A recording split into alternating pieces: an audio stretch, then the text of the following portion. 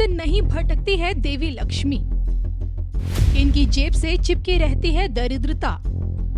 इनकी जिंदगी में छाई रहती है मनहूसियत। इन गंदी आदतों से दरिद्र लक्ष्मी का होता है आगमन।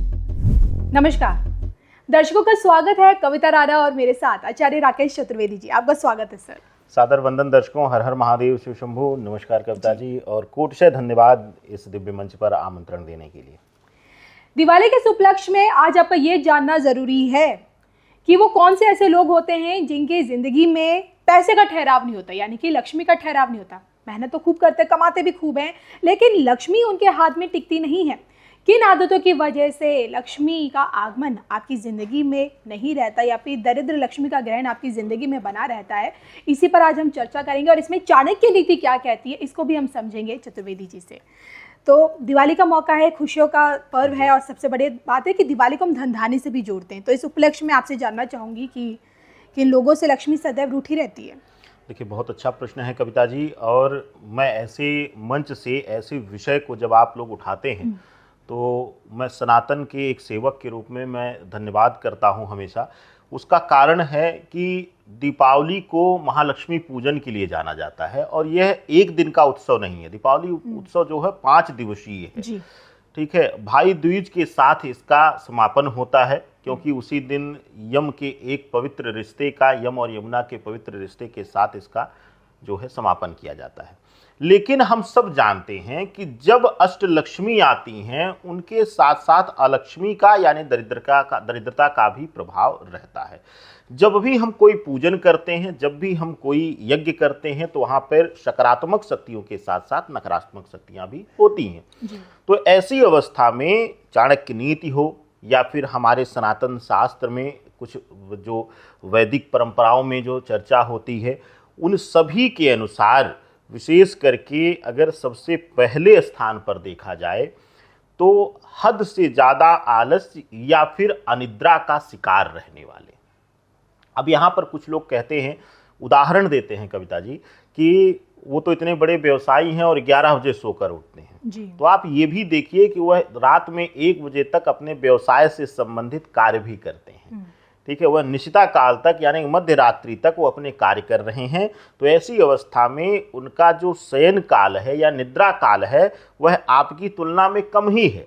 उनका शयन काल देखेंगे तो सामान्य जीवन में जितना लोग सो रहे हैं उससे कम ही निकलेगा। तो ऐसी अवस्था में अगर आप जो है हद से ज़्यादा निद्रा से ग्रसित हैं, आलस्य से ग्रसित हैं, जल्दी सो जाते हैं, फिर भी सूर्योदय के बाद उठने का नियम बना रखे हैं आप, और साथ ही साथ आप दिन में भी शयन कर लेते हैं। कुछ लोगों की आदत है, कुछ लोगों को देखा होगा शायद आपने अपने ऑफिस कार्यालय में भी, कविता जी अगर ध्यान देंगी इसके बाद, तो कुछ लोग तो अपनी सीट पर बैठे बैठे भी सो लेते हैं, झपकियां ले लेते हैं। तो अगर आप हद से ज़्यादा निद्रा के शिकार हो रहे हैं या निद्रा आपकी आंखों में हमेशा प्रभाव लेकर रही है, तो इसका अभिप्राय है कि आप कभी उस सक्सेस को नहीं पाएंगे या उस चलित लक्ष्मी की स्थिरता नहीं पाएंगे जो कि हमारे जीवन में राज वैभव सुख प्रदान करती हैं। तो ऐसी अवस्था में हद से ज़्यादा निद्रा लेना यह आपके लिए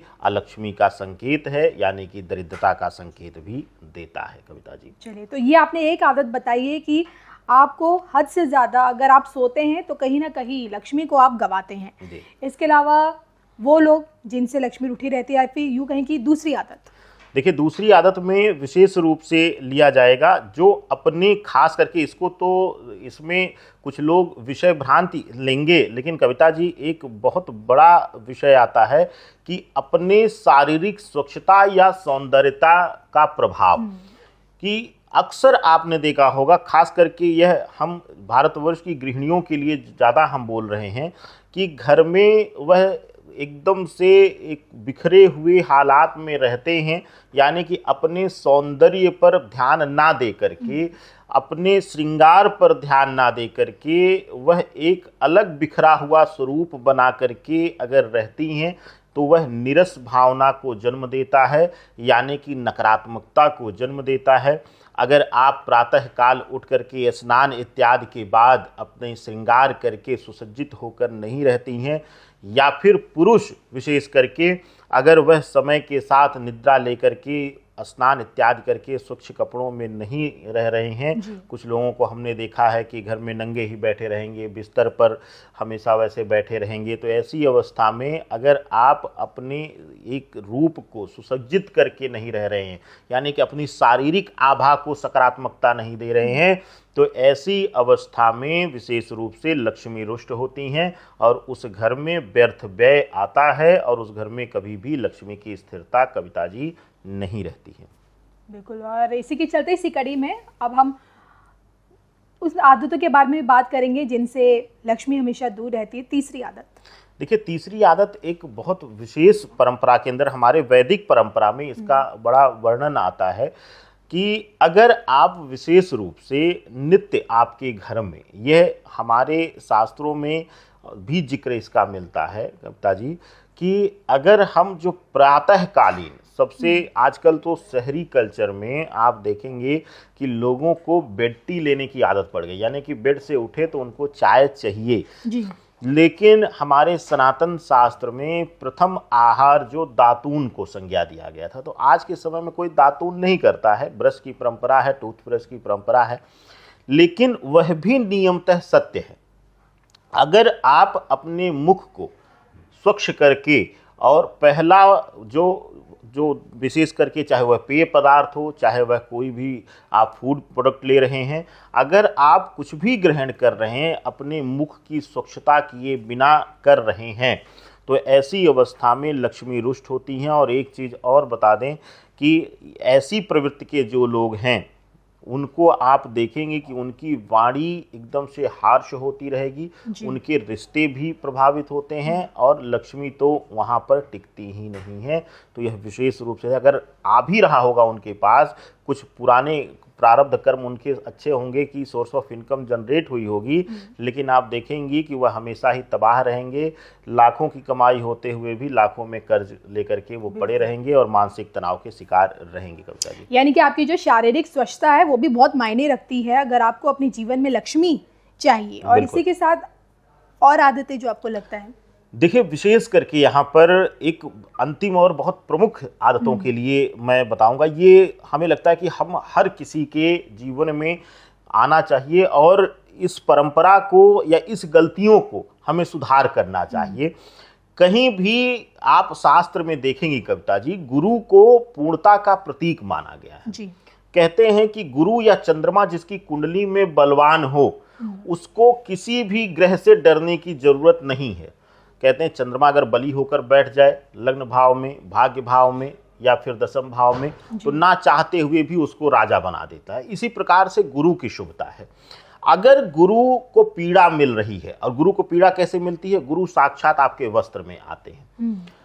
आपका विशेष करके वस्त्र कहीं भी कटा फटा हुआ नहीं रहना चाहिए।